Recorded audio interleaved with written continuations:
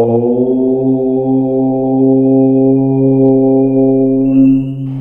குரு வாழ்க, குருவே சரணம். அனைவருக்கும் வணக்கம். யோகி ஸ்ரீராம் பாபா சேனலுக்கு அன்புடன் வரவேற்கிறேன்.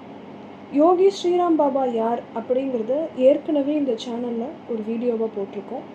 பார்க்காதவர்களுக்காக டிஸ்கிரிப்ஷனில் அதோட லிங்க்கை நான் கொடுக்குறேன். குருவை தேடி அப்படிங்கிற புத்தகம் யோகி ஸ்ரீராம் பாபாவுடைய சுயசரிதை. ஒரு யோகியோட வாழ்க்கை அமானுஷ்யம் மற்றும் மாயாஜாலங்கள் நிறைஞ்சதாக இருக்கும். சாதாரண நிலையில் இருக்கிற நம்மளை போன்றவர்களுக்கு இது ஒரு கட்டுக்கதையாக இருக்குமோ அப்படின்னு கூட நினைக்க தோன்றும்.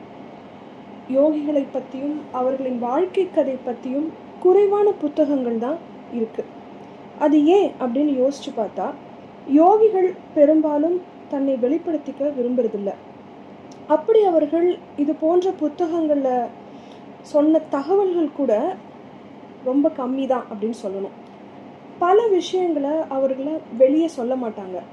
அப்படி வந்த குறைவான புத்தகங்களில் ஒன்று தான் குருவை தேடி, ஆங்கிலத்தில் இன் சர்ச் ஆஃப் குரு. யோகி ஸ்ரீராம் பாபா தன் 13வது வயசுலேருந்து குருவை தேடிய போது என்னென்ன நிகழ்ச்சிகள் நடந்தது, அவர் இறுதியாக குருவை எப்படி தேடி அடைந்தார் அப்படிங்கிற பதிவு தான் இந்த புஸ்தகம். இந்த புத்தகத்தில் மொத்தம் 67 அத்தியாயங்கள் இருக்குது.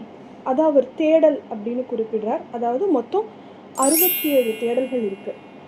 இனி வரும் அடுத்த வீடியோக்களில் ஒவ்வொரு தேடல்கள்லையும் அவர் தன்னோட ஞான கருத்தை பதிவு பண்ணியிருக்கார். அந்த ஞான கருத்தை தனியாக எடுத்து அதை வேறு கோணத்தில் நம்மளாம் சிந்திக்க போகிறோம். அந்த கருத்துக்கள் உங்களுக்கு என்ன உணர்த்துது அப்படிங்கிறத நீங்கள் தாராளமாக கமெண்ட் செக்ஷனில் பதிவிடலாம்.